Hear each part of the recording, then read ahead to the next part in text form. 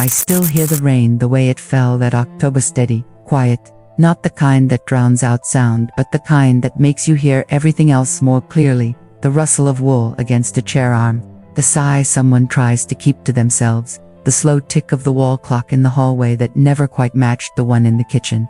I was 23 then, though I felt older, or perhaps just worn thin, like linen washed too often without enough soap. We lived in a small flat above the bakery on Lindenstrasse. Though we was mostly just me by then, Mother had gone to stay with her sister in the countryside after Father's papers failed inspection, and I stayed because the signal office needed every pair of hands that could read Morse without flinching. It wasn't bravery, not really. It was the kind of stubbornness that looks like duty when you read too tired to unpack it. My shift began at midnight and ran until dawn, and those hours in the dim glow of the receiver lights were the only ones that felt no one asking after rations, no neighbors whispering about who'd been taken or who'd disappeared overnight, just the hum of the machine and the faint insistent pulse of dots and dashes threading through the static like a needle through heavy cloth. I learned to recognize the operators by their rhythm, the ones who tapped too fast, nervous, the ones who lingered on the dashes like they were weighing something, and then there was him, the one who always signed off with 3 short pauses before the final letter, as if catching his breath. I never knew his name, not officially, only his call sign, L7, but I came to know the shape of his transmissions, the way you learned the weight of a key in your pocket. He sent weather reports, mostly, coordinates, supply updates from the Eastern Corridor, nothing that should have clung to me the way it did. But it was the silence between his signals that started to pull at me the way he'd go quiet for entire nights, then return with a steadier hand, as though he'd been holding something back. One evening, just past 3, the static thickened, and a new pattern broke through, not scheduled, not coded in our usual cipher. It came slow at first, then faster, urgent, SOS, repeated 3 times, then a string of numbers I didn't recognize, then a pause so long I thought the line had died. I wrote it down, as protocol demanded, but my fingers wouldn't stop shaking. The next transmission came 10 minutes later, clearer, this time. Ambrose Westridge, stop. Civilians, no extraction. Repeat, no extraction. I read it twice, then folded the slip and tucked it into my sleeve. Command had been strict. Any unsanctioned signal was to be logged, verified, and passed up the chain. But something in the phrasing, the lack of encryption, the rawness of it, made me think it wasn't meant for them. Maybe it was meant for anyone who would listen. Or maybe I just wanted to believe someone out there was still trying to be heard, even if no one was supposed to answer. I erased it. Not from the logbook that would have been noticed, but from the tape reel. A small thing, really. A flick of the switch, a rewind, a moment of static wiped clean. I told myself it was mercy. If command saw it, they'd send scouts who'd find nothing.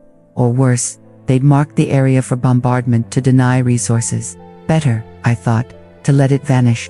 Better to carry it myself than let it become a target. I never told anyone, not even when L7's transmissions stopped altogether. 2 weeks later, not even when winter came early and the baker next door hung a black ribbon on his door for his son lost near Breslau. Not even when the sirens began sounding more often than not and we took to sleeping in the cellar with our boots on. I kept the slip of paper hidden in the lining of my coat. The ink smudged now from sweat and damp. The numbers blurring into ghosts of themselves. Years passed. The war ended, though it never really did, not in the way people mean when they say it's over. I married late, a quiet man who worked in the railway archives, and asked few questions about my past. We had no children, which suited us both, I think, though I never said why. Sometimes, in the stillness between midnight and morning, I'd find myself listening for that rhythm, again the 3 short pauses, the hesitant dash, but all I ever heard was the wind against the shutters, or the groan of old pipes. I thought I'd buried it. I thought time had smoothed the edges enough that it no longer cut. But last spring, when the attic flooded after the thaw, I found the coat. It had been packed away in a trunk beneath mothballs and old school books, the wool stiff with age, the lining torn at the seam. And there, pressed between the folds, was the slip of paper. The ink had faded almost to nothing, but I knew the shape of those numbers by heart. I held it in my hand for a long while, standing there in the gray light of morning, water dripping somewhere behind me, the smell of damped plaster thick in the air. That same evening, as I sorted through the ruined boxes, the doorbell rang. No one visits at that hour, not in this part of town, not at my age, I opened the door to an envelope, no stamp, no return address, just my name written in a hand I hadn't seen in 60 years. Neat, deliberate, the kind of script you learn when you've spent your life filling out forms. Inside was a single sheet of paper, and on it, typed in clean, unbroken lines, the same signal, the same numbers, the same plea, only this time, beneath it, in smaller type. Like an afterthought or a secret. For Illa, you were listening. I stood there with the paper in my hand long after the streetlights came on, long after the neighbors' radios dimmed to murmurs behind drawn curtains. And I knew then that some silences don't stay buried, they wait. They wait until you're old enough to understand what you did, and young enough to still feel it. I never thought of myself as someone who could be found. Not, after all this time, not by a voice that had long since gone quiet. But there it was, speaking directly to me across the decades, not angry, not accusing, just certain, as if it had always known I'd remember, as if it had been waiting for me to be ready to hear it again. I didn't burn the paper. I didn't hide it. I placed it in the drawer beside my bed, next to the dried sprig of lavender Mother gave me the last time I saw her, and I let the silence settle around me like a second skin. It wasn't guilt. Not exactly, more like the slow ache of knowing you held a life in your hands once, and didn't know how heavy it was until you'd already let it go. I never learned who sent that signal. Maybe I never will, but I think of them sometimes, of the hands that tapped those letters into the dark, of the breath held between the dashes, of the hope that someone, anyone, might be listening. And I wonder if they knew, even then, that it was me. That it would always be me. That some signals aren't meant for the world, they re-meant for one person who happens to be awake at the right hour, who happens to understand the weight of silence, who happens to carry the memory long after the wire has gone cold. I used to think erasing it was an act of protection. Now I think it was just another kind of leaving, and maybe that's what haunts me most, not that I silenced a cry for help, but that I mistook silence for safety. The rain has started again tonight, just as it did back then, soft and persistent, and I find myself listening not for the hum of a receiver, not for the tap of a keyboard, for the space between sounds where memory lives, where someone is still waiting to be heard. I didn't sleep that night, not truly, just drifted in and out of a half-dream, where I was back in the signal room, the green glow of the panel casting long shadows on the walls, the air thick with the smell of warm metal and damp wool from my coat, hung over the back of the chair. In the dream, the machine was speaking not in code, but in full sentences. .com, and clear as though it had finally learned how to talk without the stammer of interference. You were the only one who ever listened properly. I sat up then, heart pounding, not from fear, but from the strange relief of being known, even if only by an echo. Morning came gray and muted, the kind of light that makes everything feel underwater. And I made tea without turning on the radio, without opening the curtains. I held the cup in both hands, watching the steam rise and vanish, and thought about how we used to say during the war that if you listened closely enough to static, you could hear the voices of the missing trying to get through. I never believed it then. It seemed too much like hope, and hope was a luxury we couldn't afford. But now I wonder if it wasn't the static at all, but the silence that carried them, the silence I chose. I took the paper from the drawer and laid it on the kitchen table, smoothing the creases with the edge of my palm. As if I could press life back into those faded numbers. They meant nothing on their own, just coordinates, just a location that may not even exist anymore. Swallowed by new roads or forests or time, but together with those words beneath, they became a question I hadn't known, I was waiting to answer. Who had sent it? How had they known my name? And why now, after all these years? I thought of the postman, kind man, always tipped his catbot.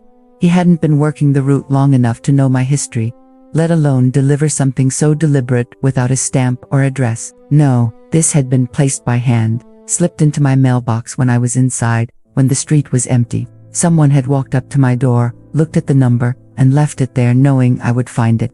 That certainty unnerved me more than the message itself. It meant I hadn't been forgotten.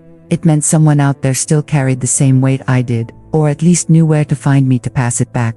I didn't go out that day. I stayed in, tidying drawers that didn't need tidying, folding linens that were already folded, anything to keep my hands busy while my mind turned over that single sheet of paper like a stone in a pocket. By afternoon, I found myself standing before the wardrobe, staring at the coat I'd rescued from the attic. I took it down, brushed off the dust, and slipped it on. It hung loose. Now my frame had narrowed with age, but The feel of the wool against my skin brought back that underground chill of the signal room, the way your breath fogged in front of you, even in summer, if the ventilation failed. I ran my fingers along the inner seam where I'd once hidden the original slip, and for a moment I thought I felt something, a slight thickness, a fold I hadn't noticed before. I unpicked the stitching with a needle from my sewing kit, careful not to tear the fabric, and there, tucked between the layers like a secret, never meant to be found, was another piece of paper older than the first, brittle at the edges, the ink browned with time. It wasn't the same message. This one was shorter, just a name, Carlin, beneath it, a date from that same October, and the words, "If you're reading this, tell her I heard her too." My breath caught, not because I knew the name Carl was everywhere then, like bread or rain, but because of the her. He hadn't said you, he'd said her, as though he knew someone else had been listening through me, or that I was listening for someone else. Or maybe he simply understood that a message sent into the void is always answered by more than one silence. I sat on the edge of the bed, the coat pulled around me, and let the truth settle. I hadn't been the only one holding on. Someone out there had kept that signal alive, carried it through years of displacement, occupation, rebuilding, carrying it like a relic until they could place it back into the hands it was meant for. And I realized then that what I'd taken for erasure had been something else entirely, a transference, a passing of witness. They hadn't come to accuse me. They'd come to return what I'd tried to bury, not as a burden, but as proof. Proof that someone had been there, that someone had tried, that someone had remembered. The next few days passed in a strange quiet, the kind that follows a long-held breath. I didn't try to trace the envelope or ask neighbors if they'd seen anyone. Some doors are meant to open only from the inside. Instead, I began to do something I hadn't allowed myself in decades. I spoke his rhythm aloud. Not the full message, not the plea, just the pattern, the 3 short pauses before the final letter, the slight hesitation on the dashes. I said it while washing dishes, while walking to the market, while standing at the window watching pigeons circle the steeple of the old church. At first it felt like trespass, like I was disturbing a grave, but slowly it became something closer to prayer. Not for forgiveness, that word implies a crime, and I no longer believed I'd committed one, but for continuity. For the simple act of saying, I remember. One evening, I took out my old notebook, the one with the blue cover, pages yellowed at the edges, and began to transcribe the signals as I recalled them, not just else, but others too. The ones whose rhythms had imprinted themselves on my bones. The nervous operator near Danzig who always ended with 2 quick dots. The woman near Munich who signed off with a single, elongated dash like a sigh. I wrote them not as code but as music, as poetry, as fragments of lives that had flickered through the wires and left their mark. It wasn't reconstruction. It was remembrance. And in that act, something shifted. The weight didn't leave me, but it changed. Shape. It was no longer mine alone to carry. It belonged to the silence between then and now, to the space between a signal sent and a signal received, to the countless unnamed voices who trusted the air with their last hope. Last week, I walked to the post office and bought a sheet of thick paper, the kind that holds ink without bleeding. I sat at the kitchen table for hours, drafting and redrafting, until I had it just right. Not an explanation, not an apology, just a reply. I wrote only this: I was listening. I am still listening. I didn't sign it. I didn't need to. I placed it in an envelope, addressed it to no one, and left it on the bench outside the old bakery on Lindenstrasse. The building S, a florist S now, but the steps are the same. I didn't wait to see if anyone took it.